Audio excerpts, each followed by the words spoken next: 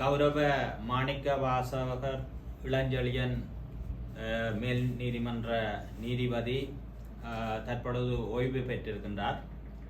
அவர் 28 வருட காலங்கள் நீதித்துறையிலே சட்டத்துறையிலே மிகவும் நேர்மையாக நீதியாக துணிச்சலாக பணியாற்றி இலங்கை வாழ் அனைத்து இன மக்கள் மட்டுமல்ல உலகத்திலே இருக்கக்கூடிய தமிழர்கள் மத்தியிலும் அவர் ஒரு நற்பெயரை பெற்ற ஒரு பெருமகனார்.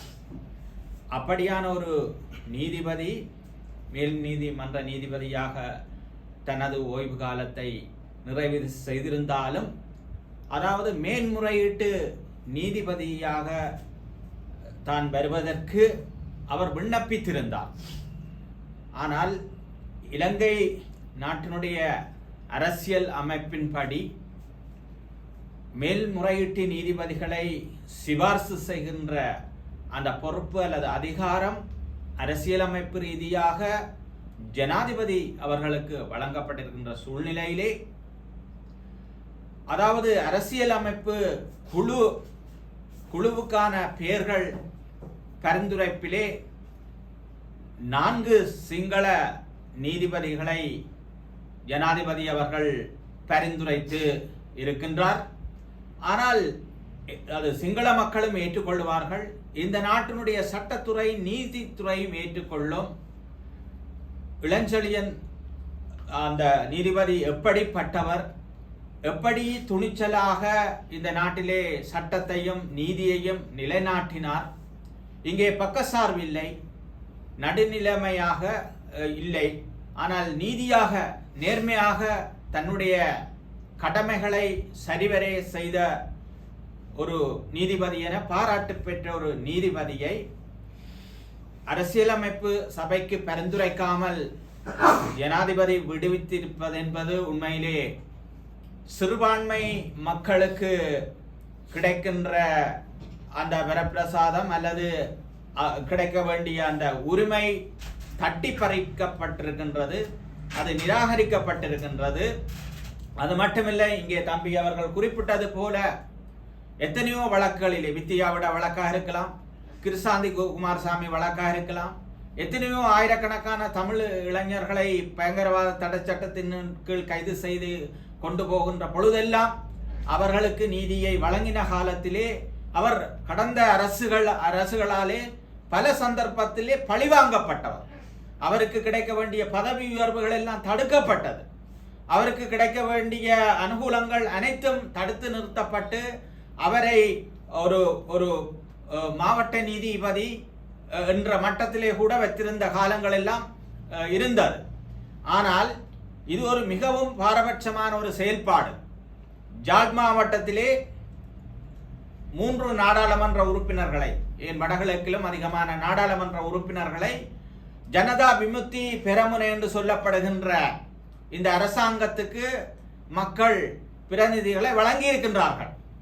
அப்படி பிரதிநிதிகளை வழங்கிய இந்த சிறுபான்மை இனத்தின் சார்பிலே மிகவும் தகுதியுடைய தராதரம் மிக்க அவர் மேன்முறையீட்டு நீதிபதியா வருவதற்கு மட்டுமல்ல, அதையும் தாண்டி சுப்ரீம் கோர்ட் உச்ச நீதிமன்ற நீதிபதியாக வரக்கூடிய தகுதி, வல்லமை, ஆற்றல், திறமை அத்தனையும் படைத்த ஒரு மனிதனாக இருக்கின்ற அந்த நீதிபதி உண்மையிலே இந்த நாட்டிலே சிங்கள மக்கள் கூட அவரை கண்டால் கையெடுத்து கும்பிடுவார்கள். அந்த அளவுக்கு சிங்கள மக்களுக்கோ அல்லது முஸ்லிம் மக்களுக்கோ தமிழ் மக்களுக்கோ அநீதி இழைக்காமல், பாரபட்சம் காட்டாமல் இந்த நாட்டிலே சட்டத்துறையை நீதித்துறையை செவ்வனே செய்த ஒரு மகத்தான துணிச்சலான ஒரு செயல் வீரன், ஒரு மானமுள்ள ஒரு இனமுள்ள ஒரு மரத்தமிழனாக துணிச்சல் மிக்க ஒரு எழுச்சி நாயகனாக இருந்த எங்களுடைய நீதிபதிக்கு இப்படி ஒரு அநீதி இழைக்கப்பட்டிருக்கின்றது. இங்கே யாழ்ப்பாண மாவட்ட அமைப்பாளராக ஜேவிபியிலே திரு சந்திரசேகரம் அவர்கள் இருக்கின்றார், கட்சியினுடைய அமைப்பாளர். கடற்தொழில் நீரியவளத்துறை அமைச்சராக திரு கௌரவ சந்திரசேகரம் ஐயா அவர்கள் இருக்கின்றார். நீங்கள் யாழ் மாவட்ட ஒருங்கிணைப்பு குழு தலைவர்.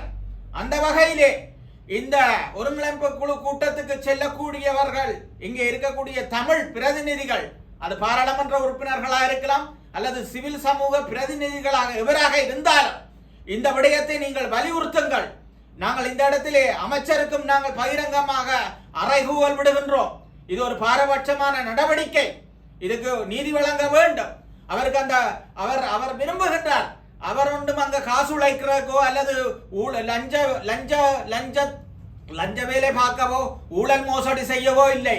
அவர் ஒரு நேர்மையானவர், ஒரு உன்னதமானவர், ஒரு உறுதிமிக்கவர், ஒரு துணிச்சலானவர். அவர் தனது பணிகளை செவ்வனே செய்து வந்த வரலாறு இந்த நாட்டிலே அனைத்து மக்களுக்கும் சொல்லப்பட்டிருக்கின்றது.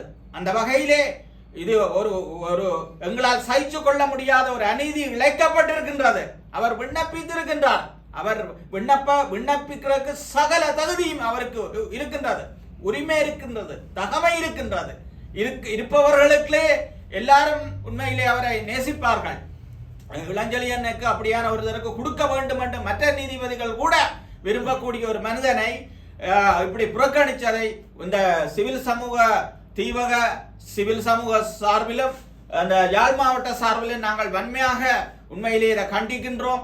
இதை இந்த ஊடகங்கள் இதை இந்த செய்தியை உங்களுடைய தளங்களிலே உங்களுடைய பத்திரிகைகளிலே பிரசுரித்து இதை தென்னிலங்கை அரசுக்கு இந்த செய்தி அவருடைய காதுக்கு எட்டும்படி செய்ய வேண்டும் என்று மிகவும் தாழ்மையாக கேட்டு நிற்கின்றோம். அவருக்கு நீதி கிடைக்க வேண்டும், நியாயம் கிடைக்க வேண்டும். இந்த நாட்டிலே தர்மம் வெல்ல வேண்டும். இங்கே வெறுமனே நல்லாட்சி, நேர்மை, நீதி, ஊழலற்றது என்றெல்லாம் சொல்லிக்கொண்டு பாரபட்சமாக ஏவிபி கடந்த காலத்திலே நடந்தது எங்களுக்கு தெரியும். 2006ஆம் ஆண்டு ஏவிபி வடக்கு கிழக்கை பிரித்தது எங்களுக்கு தெரியும். யுத்தத்துக்கு ஆட்சேர்ப்பு கொடுத்தது ஏவிபி என்றது எங்களுக்கு தெரியும். 1987ஆம் ஆண்டு 88 காலத்திலே இலங்கை இந்திய ஒப்பந்தம் வந்த பொழுது அதை எதிர்த்து தென்னிலங்கையை பத்தி எறிகிற அளவுக்கு ஏவிபி நடந்து கொண்டது எங்களுக்கு தெரியும். 1983ஆம் ஆண்டு நடந்த கருப்பு ஜூலை கலவரத்திலே ஏவிபி செய்த அட்டூழியங்கள், அநீதிகள் எங்களுக்கு எல்லாம் விளங்கும். ஆனால் இப்பொழுது நீங்கள் நல்லாட்சி என்று சொல்லுகின்றீர்கள், எல்லாருக்கும் சமத்துவம் என்று சொல்றீர்கள், சோசலிசம் என்று சொல்லுகிறீர்கள், ஜனநாயகம் என்று சொல்லுகின்றீர்கள், பாரபட்சம் இல்லை என்று சொல்லுகின்றீர்கள், ஊழலுக்கு எதிரானவர்கள் இல்லை என்று சொல்லுகின்றீர்கள், நீதியின்படி நடப்போம் என்றீர்கள். இங்கே மத சார்பின்மை என்று இல்லை என்று சொல்றீர்கள், இன பாகுபாடு இல்லை என்று சொல்லுகின்றீர்கள், பிரதேச பாகுபாடு இல்லை என்றெல்லாம் சொல்லுகின்றீர்கள். ஆனால் ஏன் இந்த வேலை செய்தீர்கள்? இதே இந்த கேள்வி உங்களை நோக்கி நாங்கள் விடுகின்றோம். இது எங்களுக்கு பெரிய ஒரு பெரிய எங்களுக்கு தாக்கத்தை உண்டு பண்ணி இருக்கின்றது. அந்த நீதிபதி ஐயா அவர்களை நீங்கள் அப்படி செய்திருக்க கூடாது. அவருக்கான நியமனத்தை நீங்கள் வழங்குவீர்கள் என்று நாங்கள் எதிர்பார்க்கின்றோம். தமிழ் மக்கள் சார்பிலே, வடகிழக்கு மக்கள் சார்பிலே அவர் எங்களுடைய ஒரு மதிப்புக்கும் பேரன்புக்கும் பெரும் மதிப்புக்கும் உரிய இலங்கை வாழ் மக்களுக்கு அவர் ஒரு நல்ல மனிதனாக இருக்கின்றார். அவரை அந்த இடத்துக்கு நியமித்து இந்த நாட்டுக்கு நீதியிலே பணியாற்ற அவருக்கு வழிவிட வேண்டும் என்று, நீதித்துறையிலே சேவையாற்ற அவருக்கு இடமளிக்க வேண்டும் என்று கேட்டு எனது இந்த ஊடக சந்திப்பினை நிறைவு செய்கின்றேன். நன்றி, வணக்கம்.